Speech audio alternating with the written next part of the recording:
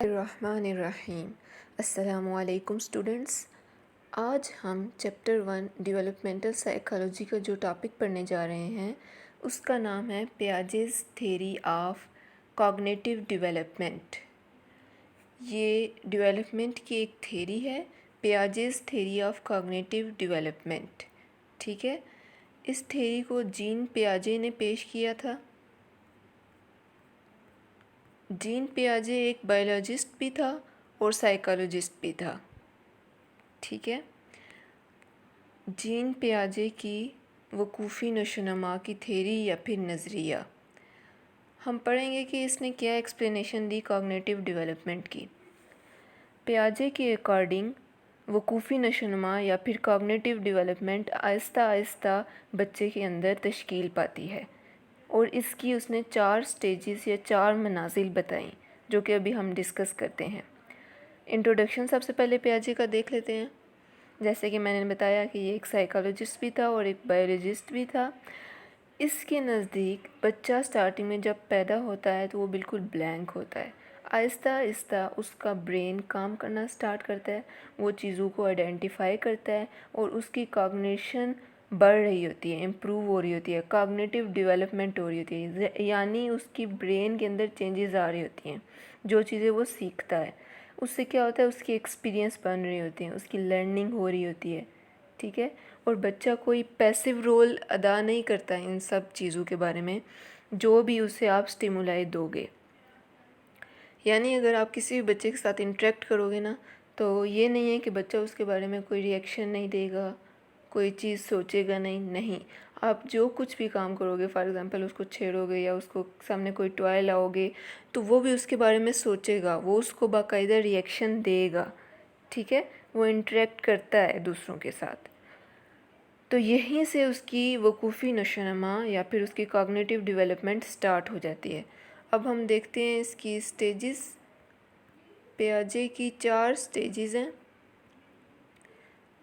Pre operational सबसे पहले है सेंसरी मोटर स्टेज, हिस्सी हरकी दर्जा सेंसरी मोटर स्टेज, फिर कबल अमली दर्जा प्री ऑपरेशनल स्टेज, ठोस अमली दर्जा कंक्रीट ऑपरेशनल स्टेज, रस्मी अमली दर्जा फॉर्मल ऑपरेशनल स्टेज। सबसे पहले आते हैं हिस्से हरकी दर्जा पे या फिर सेंसरी मोटर स्टेज। इसमें क्या होता है कि जो एक बच्चा होता है, ये उसकी पैदाइश, उसकी बर्थ के बाद ही उसमें ये वाली स्टेज स्टार्ट हो जाती है। बर्थ टू 2 ईयर्स, यानी बच्चे की पैदाइश से लेके 2 साल तक ये स्टेज होती है। और इसमें क्या करता है बच्चा, कोई भी जो बच्चा होता है उसमें अपनी सेंसेस का यूज़ कर रहा होता है और ज़्यादातर मूवमेंट्स के ज़रिए से वो दूसरी चीज़ों को टच कर रहा होता है, मूवमेंट्स के ज़रिए से ही वो अपने एक्सपीरियंस गेन कर रहा होता है। उसका सारा जो है ना वो डिपेंड कर रहा होता है मूवमेंट के ऊपर और सेंसेस के ऊपर, क्योंकि अभी वो सही तरह से सोच नहीं सकता, तो उसके ब्रेन उस तरह से नहीं होता, उसकी कॉग्निशन, उसकी थॉट्स उस तरह से नहीं होती जैसे एक एडल्ट की होती है। ठीक है, तो सबसे पहले इसमें जो स्टेज का नाम है वही ज़हन में आपका होगा कि सेंसरी और मोटर, सेंसेस को यूज़ करता है और मोटर अपनी मूवमेंट को यूज़ करता है। और फिर इसके बाद एक और कॉन्सेप्ट इसमें दिया था पियाजे ने, वो है ऑब्जेक्ट परमानेंस। इसी हेडिंग के लास्ट पैराग्राफ में इसको एक्सप्लेन किया गया है, ऑब्जेक्ट परमानेंस, या फिर उर्दू में भी मैं अभी बताती हूँ, इस्तक़रार अशिया का तसव्वुर। ऑब्जेक्ट परमानेंस क्या है कि अब फॉर एग्ज़ाम्पल बच्चे की मदर है, जब बच्चा जाग रहा है, मदर है या कोई भी और इंडिविजुअल है, उसके सिबलिंग्स में से कोई है, बड़ा बहन भाई है, वो उसके सामने रहे ना तो बच्चा चुप रहता है, उसे डरस होती है कि मेरे आसपास कोई है। लेकिन जो ही आप बच्चे को अकेला छोड़ के जाओ, इतने छोटे बेबी को, तो वो पीछे से रोना स्टार्ट कर देगा। क्यों? आप तो कह रहे हैं मैं सिर्फ उसके लिए कुछ लाना, उसके खाने के लिए कुछ ला रहा हूँ या उसी के लिए कुछ करने लगी हूँ, लेकिन वो ये चीज़ नहीं समझता। उसका अभी यही है कि जो चीज़ मेरे साइट में, जो चीज़ मुझे नज़र आ रही है वही प्रेजेंट है, जो चीज़ मेरे सामने नहीं है वो उसके माइंड में फिर नहीं रहती, इसीलिए बच्चा रोना स्टार्ट कर देता है, उसके माइंड में ये होता है। लेकिन इस स्टेज के एंड तक बच्चा ऐसा ऐसा ये समझने लग जाता है कि जो चीज़ उसके सामने नहीं है वो भी एग्जिस्टेंस रखती है, अभी सामने नहीं है तो कोई बात नहीं, लेकिन ये नहीं है कि उसका वजूद ही ख़त्म हो गया है। ठीक, तो ये चीज़ वो आहिस्ता आहिस्ता समझता है। ये होगी सेंसरी मोटर स्टेज, यानी हिस्सी हरकी दर्जा। हिस्सी हरकी दर्जा में हमने पढ़ा कि वो हरकी किरदार पे ज़्यादातर डिपेंड कर रहा होता है।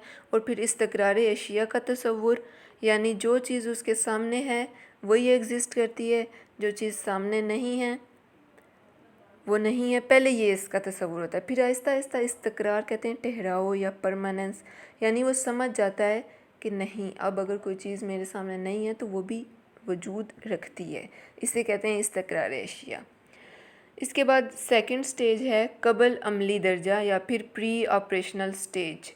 ये 2 से 7 साल की उम्र में होती है ये स्टेज, 2 to 7 ईयर्स के बच्चे में। इसमें क्या होता है, बच्चा आहिस्ता आहिस्ता बोलना स्टार्ट कर देता है।